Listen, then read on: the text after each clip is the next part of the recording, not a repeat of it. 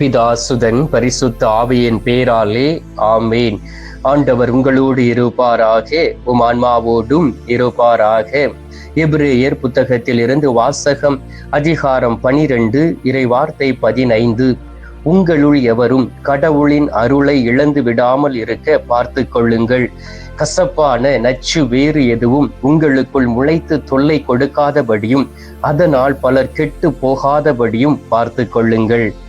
ஆண்டவரின் அருள்வாக்கு. இறைவா உமக்கு நன்றி. எங்கள் பரலோக தந்தையே, இயேசு கிறிஸ்துவே, தூயனல் ஆவியே, தந்தையே, இந்த புதிய நாளுக்காக உமக்கு நன்றி அப்பா. ஆண்டவரே, எங்களுடைய வாழ்நாளிலே மீண்டும் ஒரு நாளை கூட்டி கொடுத்து எங்களை ஆசீர்வதிக்க கடந்து வந்திருப்பதற்காக உமக்கு நன்றி சொல்லி உமை துதிக்கிறோம். ஆண்டவரே, தகப்பனே, அனுதினமும் உமது வார்த்தையை கேட்டு உமது வார்த்தையின் வழியாக நாங்கள் ஜெபிக்கக்கூடிய வேளையிலே எங்களுடைய அருளை நாங்கள் இழந்து போய் விடாதபடி அனுதினமும் என் ஆண்டவருடைய பிரசன்னத்தை உணர்ந்து என் ஆண்டவருடைய கரத்தின் கீழ் வழி நடக்க எங்களுக்கு உதவி செய்வதற்காக உமக்கு நன்றி சொல்லி உமை துதிக்கிறேன் அப்பா. தளர்ந்து சோர்ந்து போய் இருந்த வேளையிலே என் மகனே, மகளே, நான் உனக்கு பக்கத்துணையாய் இருக்கிறேன் என்று சொல்லி எங்களுடைய முழங்கால்களை தைரியப்படுத்தி உறுதிப்படுத்தி நேர்மையான பாதையில் நடக்க வழி வைத்ததற்காக உமக்கு நன்றி சொல்லி உமை துதிக்கிறேன் சுவாமி. எங்களுடைய தாய் தந்தையரை ஆசீர்வதித்திருப்பதற்காக உமக்கு ஸ்தோத்திரம். எடுத்த முயற்சிகள் எல்லாவற்றிலும் வெற்றியை கொடுத்திருப்பதற்காகவும் உமக்கு நன்றி சொல்லி உம்மை துதிக்கிறேன் அப்பா. உம்மை விட்டு பிரிந்து விடாதபடி, உம்மை விட்டு வழி விலகி சென்று விடாதபடி அனுதினமும் நீர் தரக்கூடிய அருளையும் ஆசீர்வாதங்களையும் பெற்றுக்கொண்டு ஆண்டவரே, இறை வல்லமையில் நிலைத்திருக்கக்கூடிய அந்த பாக்கியத்தை கொடுத்திருப்பதற்காக உமக்கு நன்றி அப்பா. திருப்பலியின் வழியாக ஒவ்வொரு பிள்ளைகளையும் தேடி அவர்களுடைய உள்ளத்திற்குள் கடந்து வருவதற்காகவும் உமக்கு நன்றி சொல்லி உம்மை துதிக்கிறேன். ஆண்டவரே, இருள் சூழ்ந்த இந்த உலகத்திலே நீர் ஒளியாய் இருக்கின்றீர். யார் யாரெல்லாம் ஒளிக்குள் கடந்து வருகிறார்களோ அவர்கள் அனைவரும் மற்றவர்களுக்கு ஒளி கொடுக்கக்கூடிய பிள்ளைகளாய் மாறுவதை பார்க்க முடிகிறது சுவாமி. ஏனென்றால் உமது வார்த்தை உயிருள்ளது, உமது வார்த்தை ஆற்றல் மிக்கது.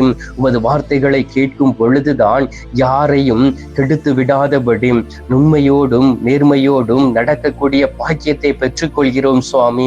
அதற்காக உம்மை ஸ்தோத்திரிக்கிறோம் ஆண்டவரே. தகப்பனே, எந்த சூழ்நிலையிலும் நாங்கள் கெட்டு போய்விடக் கூடாது என்பதற்காக எங்களுக்காக ஒரு காவல் தூதரை கொடுத்திருப்பதற்காகவும் உமக்கு நன்றி சொல்லி உம்மை துதிக்கிறேன் சுவாமி. இந்த நாளிலும் கூட நீர் எங்களுக்கு வாக்கு கொடுத்தீரே, கசப்பான நச்சுவேறு எதுவும் உங்களுள் முளைத்து தொல்லை கொடுக்காதபடி பலர் கெட்டு போகாதபடியும் பார்த்து கொள்ளுங்கள் என்று. ஆம் தகப்பனே, இந்த வார்த்தை எங்களுக்கு சொந்தமானது. இந்த வார்த்தை இந்த நாளில் எங்களுக்கு கொடுத்திருக்கின்றீர். அநேக மக்கள் இந்த உலகத்திலே கசப்போடும் மனக்கசப்போடும் மனவேதனையோடும் அலைந்து திரிந்து கொண்டு இருப்பதை பார்க்க முடிகின்றது. இவை அனைத்தும் பாவத்தின் விளைவு என்பதை நாங்கள் நினைத்து பார்க்கிறோம் சுவாமி. ஒரு மனிதன் கோபப்படக்கூடிய வேளையிலே அவனுக்குள் ஒரு கசப்பு உணர்வு வருகின்றது. ஒரு மனிதனுடைய வாழ்க்கையிலே அநேக காரியங்கள் தேவையில்லாதவை நடக்கும் பொழுது அவனுக்குள் கசப்பு உணர்வு வருகின்றது. அதன் வழியாக அநேக பிள்ளைகளை கெடுப்பதையும் பார்க்க முடிகின்றது. ஆண்டவராகிய இயேசு கிறிஸ்துவே, இதுவரை நாங்கள் யாரையாவது பாவத்தில் விழ வைத்திருந்தாலும், சொல்லாலும் செயலாலும் தவறான வழியில் நடத்தியிருந்தாலும் மன்னிப்பு கேட்டு ஜெபிக்கிறோம் அப்பா. ஆண்டவராகிய இயேசு கிறிஸ்துவே, நீர் இந்த உலகத்தில் எங்களை தேடி வந்து உமது பரிசுத்த இரத்தத்தினால் எங்களை பாவ மன்னிப்பு நிச்சயத்தை கொடுத்திருக்கின்றீர். கல்வாரி சிலுவையிலே நீர் எங்களுக்காக அடித்து நொறுக்கப்பட்டீரே. இதோ உமது கல்வாரி சிலுவையை தேடி வந்து உமது சிலுவைக்கு முன்பாக நின்று உம்மை நோக்கி ஜெபிக்கிறோம் ஆண்டவரே. எங்களுடைய பாவங்கள் தான் என் ஆண்டவர் எங்களுக்குள் கடந்து வர தடையாக இருக்கின்றது. எனவே இதுவரை செய்த பாவங்கள் எல்லாவற்றையும் மன்னித்து ஆண்டவரே, எங்களுடைய வாழ்க்கையில் வரக்கூடிய துன்பங்களை ஏற்றுக்கொண்டு நடக்கக்கூடிய பிள்ளைகளாய் இருக்க வேண்டுமாய் உம்மை நோக்கி ஜெபிக்கிறேன் அப்பா. இதுவரை பாவத்தில் விழுந்த நாட்கள் போதும், பாவத்தில் உழண்டு அலைந்து திரிந்த நாட்கள் போதும், இதுவரை மற்றவர்களை பாவத்தில் விழ வைத்த நாட்கள் போதும். ஆண்டவரே, இனி நடக்கக்கூடிய வாழ்க்கை சூழ்நிலைகளை பார்க்கும் பொழுது எங்களுக்குள் ஒரு பயம் வருகின்றது, ஒரு அச்சம் வருகின்றது. உலகம் போய்கொண்டு இருக்கக்கூடிய சூழ்நிலைகளை பார்க்கும் பொழுது இன்னும் பாவத்தில் விழுந்து விடுவோமோ என்கின்ற ஒரு எண்ணம் வருகின்றது. ஆண்டவராகிய இயேசு கிறிஸ்துவே, பாவம் செய்கிறவர்களுக்கு மரணம் காத்திருக்கிறது என்பதை அறிகின்றோம். உமது கல்வாரி இரத்தம் எங்கள் மீது ஊற்றப்பட்டு இனி வாழக்கூடிய நாட்களிலே எந்த சூழ்நிலையிலும் தீமையில் விழுந்து விடாதபடி நடக்கக்கூடிய பாக்கியத்தையும் வல்லமையும் கொடுப்பீராக. 2 தீமோத்தேயு 3வது அதிகாரம் 12வது வார்த்தையில் வாசிக்கின்றோமே, கிறிஸ்து இயேசுவிடம் இணைந்து இறை பற்றுடன் வாழ விரும்புவோர் அனைவரும் இன்னல் உருவர் என்றும். ஆம் தகப்பனே, எங்களுடைய வாழ்க்கையில் இன்னல் வரக்கூடிய வேளையிலே அதை தாங்கிக் கொள்ளக்கூடிய பாக்கியத்தையும் வல்லமையும் நீர் தருகின்றீர். இறை பற்றுடன் வாழக்கூடிய வேளையிலே சோதனை வரும் பொழுதும் அந்த சோதனையை தாங்கிக் கொள்ளக்கூடிய பாக்கியத்தையும், துன்பத்தை தாங்கிக் கொள்ளக்கூடிய பாக்கியத்தையும், எந்த ஒரு போராட்டம் வரக்கூடிய வேளையிலே அதை தாங்கிக் கொள்ளக்கூடிய பாக்கியத்தையும் நீர் எங்களுக்கு தந்திருப்பதற்காக ஆண்டவரே உம்மை ஸ்தோத்தரிக்கின்றோம். இந்த நேரத்திலே அதிகாலை என்று பாராதபடி அநேக பேர் என்னோடு இணைந்து உமது திருப்பெயரை போற்றி புகழ்ந்து என் ஆண்டவரை மகிமைப்படுத்தி ஜெபித்து கொண்டு இருக்கிறார்களே, அவர்கள் எல்லோரையும் ஆசீர்வதிப்பீராக. எவ்வளவோ மக்கள், ஆயிரக்கணக்கான மக்கள் ஆண்டவரை இந்த கத்தோலிக்க காணொளியின் வழியாக விண்ணப்பங்களை ஏறெடுத்து என் ஆண்டவரை நோக்கி ஜெபித்து என் ஆண்டவருக்கு சாட்சியாய் இருக்கிறார்களே, அதற்காக உமக்கு நன்றி சொல்லி உம்மை துதிக்கிறேன் அப்பா. பல வகையான கொடுமையான நோய்களினால் பாதிக்கப்பட்டு வேதனைக்குள் இருக்கக்கூடிய பிள்ளைகள் ஒவ்வொருவரையும் குணமாக்கி அற்புதங்களை செய்திருக்கின்றே, அதற்காக உமக்கு நன்றி ஆண்டவரே. இந்த நாளில் பிள்ளைகளுடைய விண்ணப்பங்கள் எல்லாவற்றிற்காகவும் ஜெபிக்கின்றேன். நோய்வாய்ப்பட்டு இருக்கிறவர்களுக்காக ஜெபிக்கின்றேன். பிள்ளைகளுடைய வாழ்க்கைக்காக ஆண்டவரே ஜெப விண்ணப்பங்களை ஏறெடுத்திருக்கிறவர்களுக்காக ஜெபிக்கின்றேன். வேலை காரியத்திற்காக விண்ணப்பங்களை ஏறெடுத்திருக்கிறவர்களுக்காக ஜெபிக்கின்றேன். அனைத்து விண்ணப்பங்களையும் என் ஆண்டவரை கருணைக்கண் பார்த்து உமது பெயரினால் ஆசீர்வாதங்களை கொடுத்து நிறைவேற்றிட வேண்டுமாய் மை நோக்கி ஜெபிக்கிறேன் அப்பா. இந்த நாட்களிலும் கூட தகப்பனே, முதியோர் இல்லங்களில் இருக்கிறவர்களை ஒப்புக் கொடுக்கின்றேன். தன்னுடைய பிள்ளைகள் தவறு செய்து விட்டார்களே, என்னை முதியோர் இல்லத்திற்கு அனுப்பி விட்டார்களே, எனக்கு யாரும் இல்லையே, ஒரு அனாதையை போல் இருக்கின்றேனே, நான் எப்படி இந்த உலகத்தில் வாழப் போகின்றேன், என்னுடைய பிள்ளைகள் ஏன் இவ்வாறு செய்து விட்டார்கள் என்று சொல்லி மனவேதனையோடும் கஷ்டத்தோடும் இருக்கக்கூடிய முதிர்ந்த வயதில் இருக்கக்கூடிய தாய் தகப்பனை ஒப்புக் கொடுக்கின்றேன். ஒவ்வொருவரையும் தொடுவீராக, ஒவ்வொருவரையும் ஆசீர்வதிப்பீராக.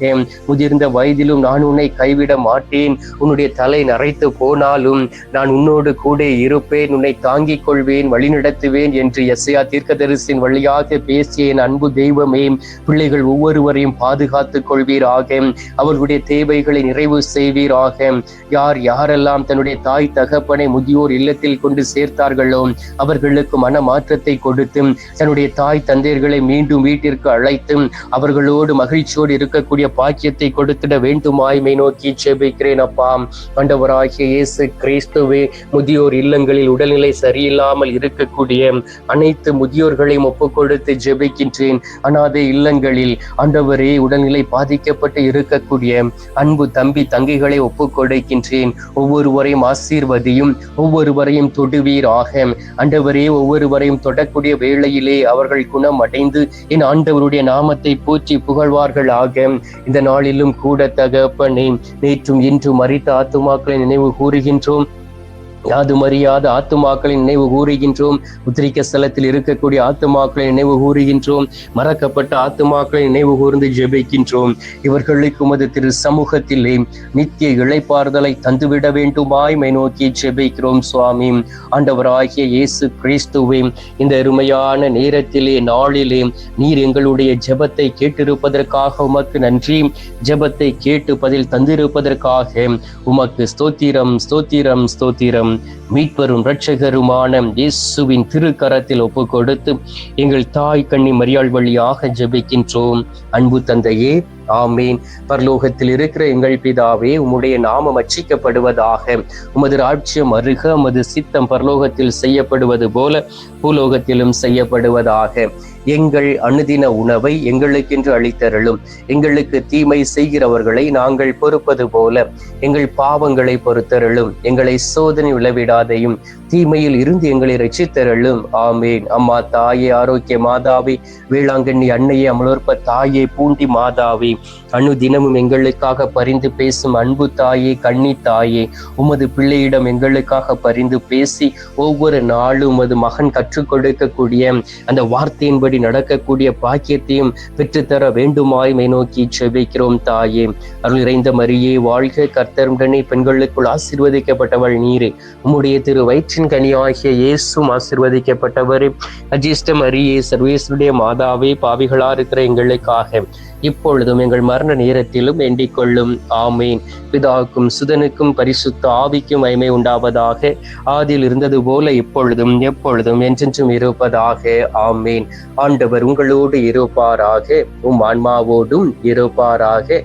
எல்லாம் அல்ல இறைவன் பிதா, சுதன், பரிசுத்த ஆவி உங்களை நிறைவாய் ஆசீர்வதிப்பாராக. ஆமேன்.